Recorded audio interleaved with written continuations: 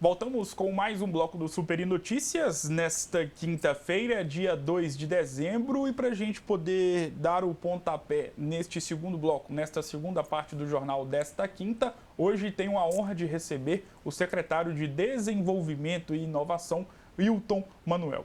Secretário Wilton, muito obrigado por ter aceitado o convite mais uma vez. É a segunda vez que o senhor está aqui no Super Notícias. Obrigado por ter aceitado o convite. Seja muito bem-vindo. Boa tarde. Bom, boa tarde, Gustavo. Eu que agradeço. É uma honra participar desses veículos de comunicação, trazendo um pouco da política pública, compartilhando um pouco das experiências. Eu acho que esse acaba sendo o nosso papel, né? Além de executar as políticas públicas, comunicar um pouco desse trabalho, dessas atividades.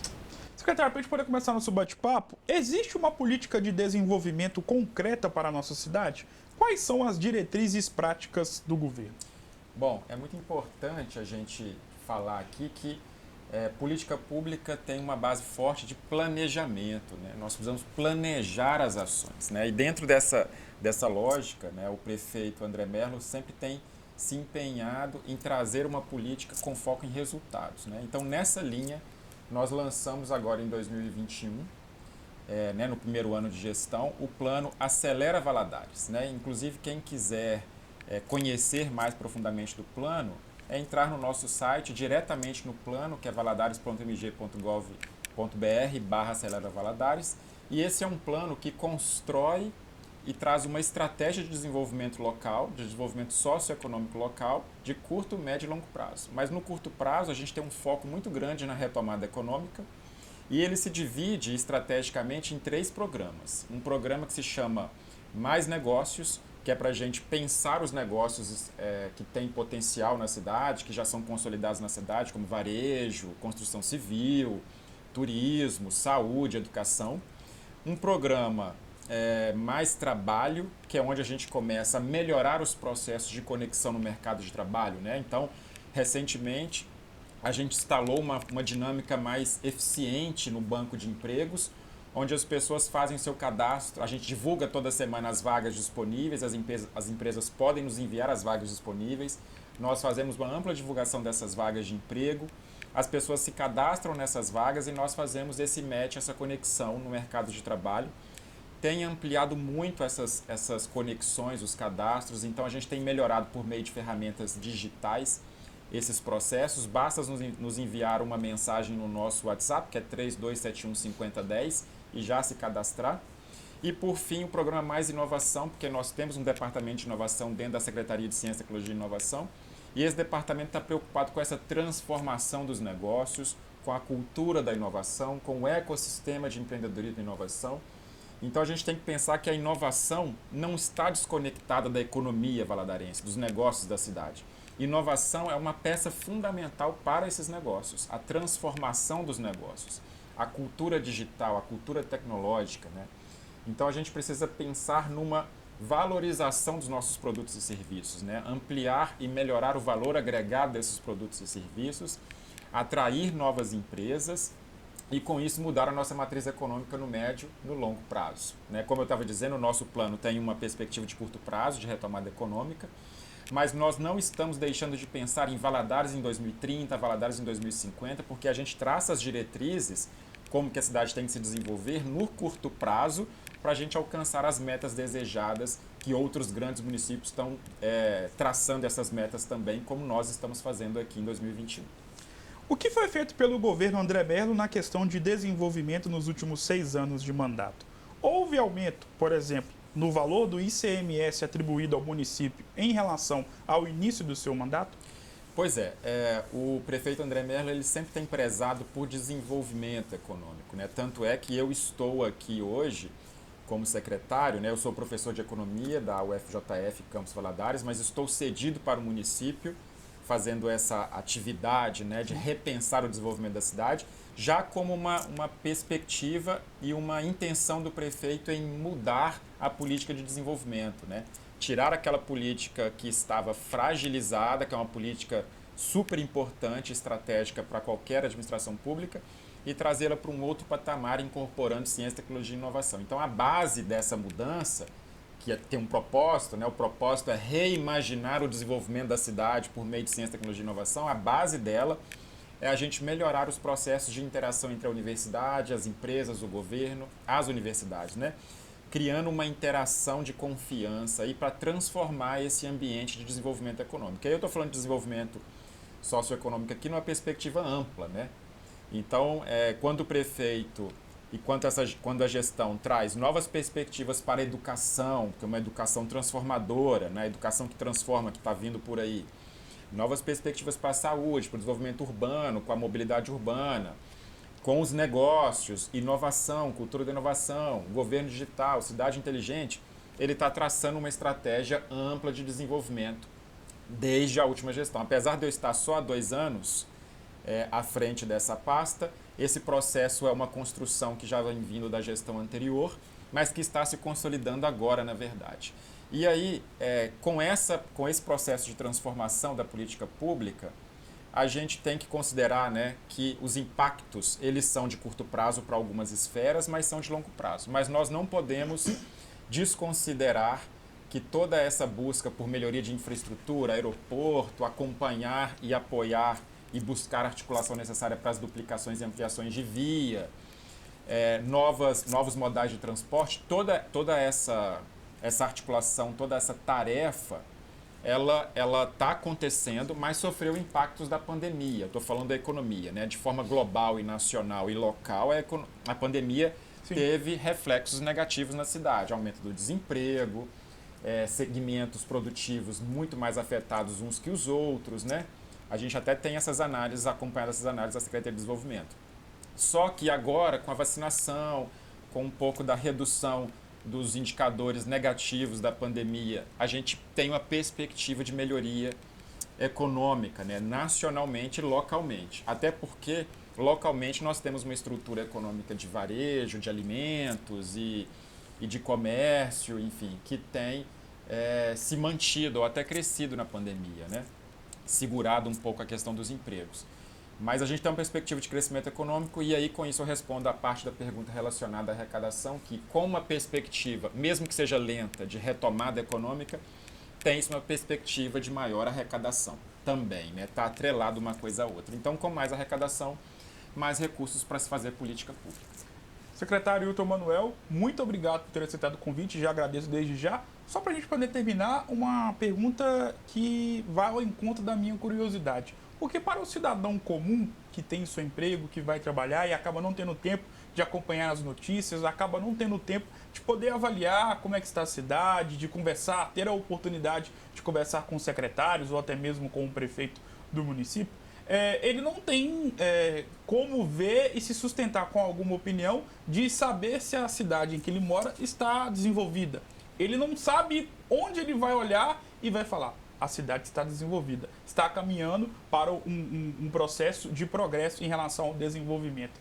Você que tem ampla experiência e pode falar com propriedade, como nós, que somos leigos, podemos acompanhar e ver na nossa cidade, no cotidiano, no dia a dia, que a cidade está caminhando de forma positiva para o caminho de um bom desenvolvimento? Gustavo, essa é uma pergunta muito interessante, é um desafio que nós temos, eu até converso muito com o secretário de comunicação, Hudson, sobre isso. A gente precisa criar processos de linguagem simples dentro da prefeitura, para todas as áreas, na parte da fazenda, na parte de desenvolvimento, saúde, educação. É um desafio muito grande comunicar e compartilhar essas informações, aproximar as pessoas das nossas atividades, mas a gente acredita que a gente já tem uma estratégia traçada, nós temos, na verdade. Acredito que a partir do ano que vem, esse processo de interação para que as pessoas saibam mais dos nossos resultados, isso começa a acontecer melhor. Mas eu sugiro, para aqueles que querem conhecer um pouco mais dos nossos indicadores do desenvolvimento da cidade, que nos mande uma mensagem no WhatsApp, 3271-5010, que conheçam o nosso plano de desenvolvimento, Acelera Valadares, no site que eu disse, né, valadares.mg.gov.br/Acelera Valadares. Façam contato conosco, mas eu confio, tenho esperança de que esses processos de interação da informação, né, uma linguagem mais simples, possa se concretizar daqui para frente. Nós estamos com o plano Acelera Valadares, traçando uma dinâmica para ter um marco zero do nosso desenvolvimento no status atual, em como a gente está competitivo hoje, Em educação, nós estamos bem. Em saúde, nós estamos avançando. No urbano, mobilidade, infraestrutura. Passo a passo. Nós precisamos acompanhar esses indicadores. Isso a gente tem comentado muito nas reuniões internas.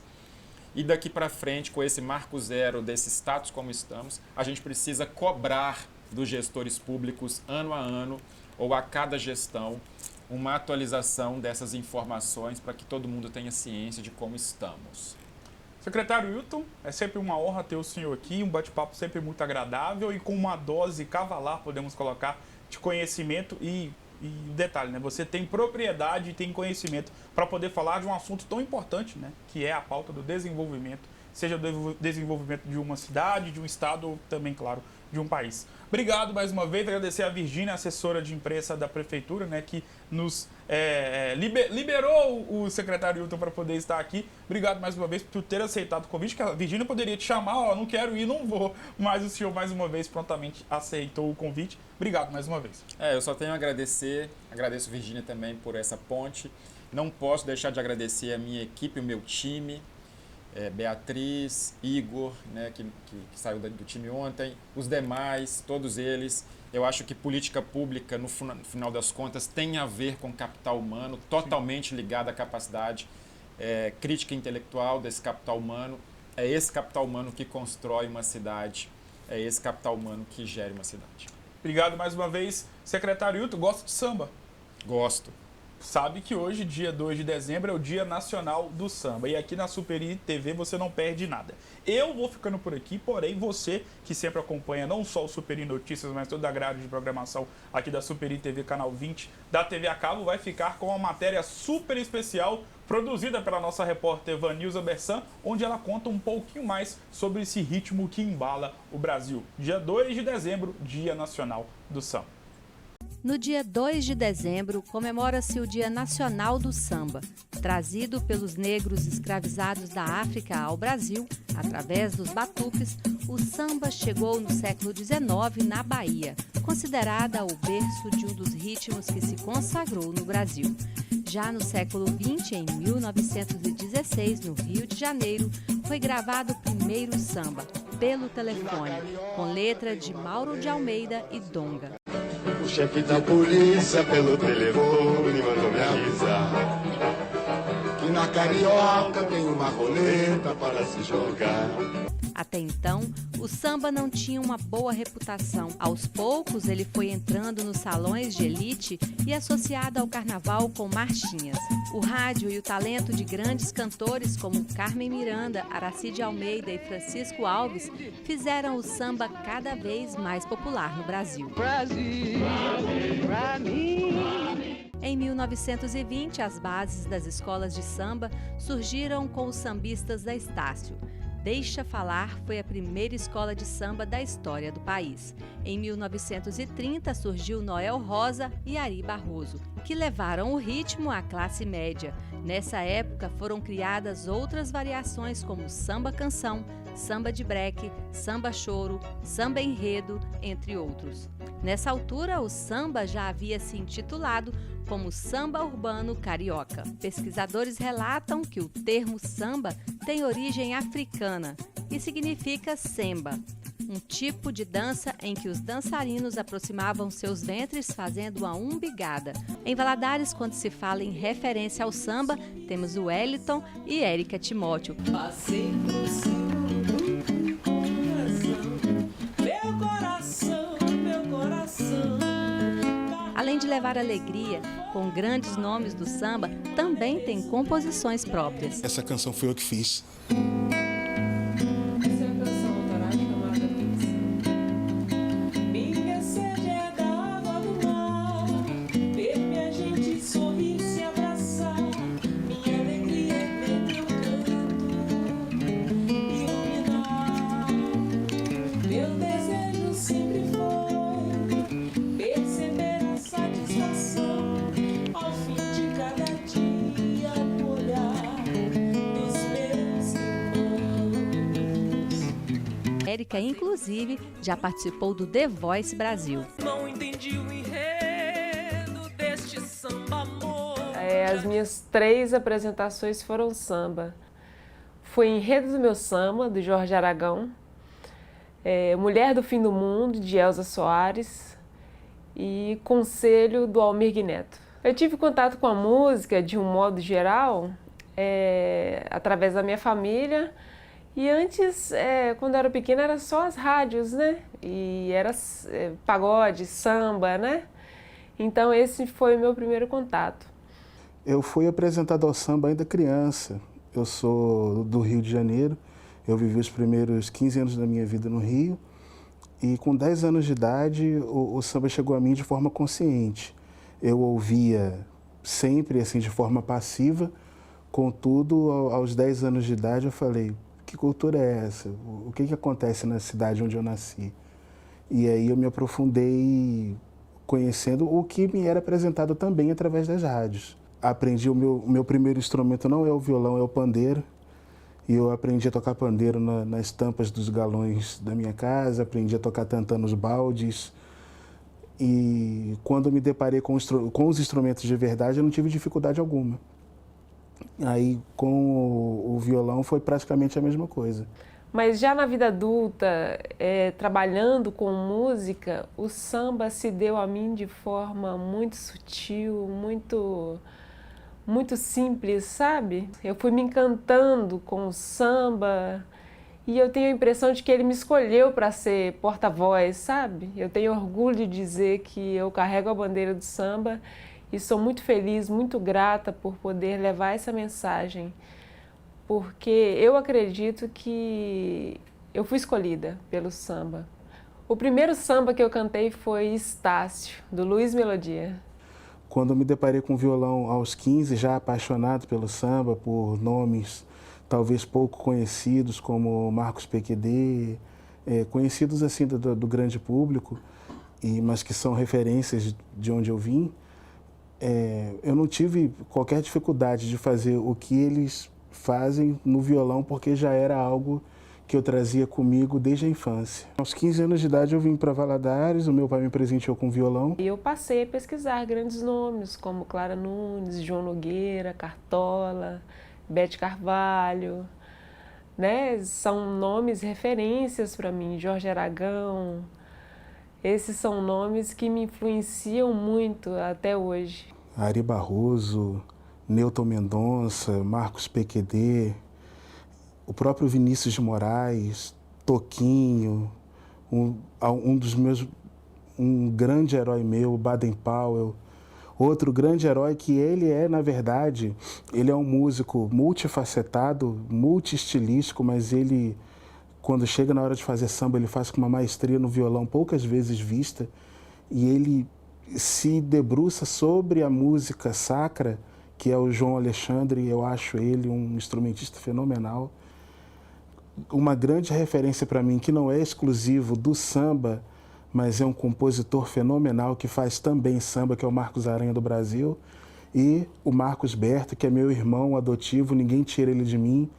E preciso também dizer, um parceiro que a vida me deu, eu faço as letras, ele faz as músicas, e a gente tem parcerias lindas, e eu não o conheço pessoalmente.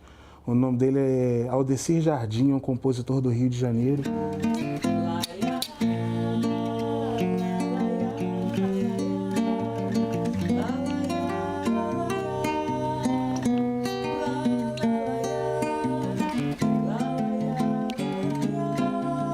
O samba significa vida para mim, porque tive momentos muito difíceis e a única coisa que me manteve viva foi a música. Foi o samba. Era a única coisa que me tirava do escuro e me trazia um sorriso no rosto. O samba é o reflexo do que não deveria ser e é. Porque desde que o Brasil é o Brasil, os meus ancestrais, eles vêm sido perseguidos e eles vêm sido negado todo e qualquer traço de humanidade. Tudo que advindo da África era tido como subhumano. Da religião, a língua, das manifestações culturais, os corpos e tudo que com eles traziam. E o samba, para mim, hoje é o meu quilombo. É o meu lugar de refúgio, é onde a escravidão dos dias atuais não me alcança. O samba, ele me dá esperança. O samba, a música como um todo, é uma das poucas manifestações profissionais e artísticas onde eu, um homem negro da periferia, pode adentrar e prosperar sem ser questionado.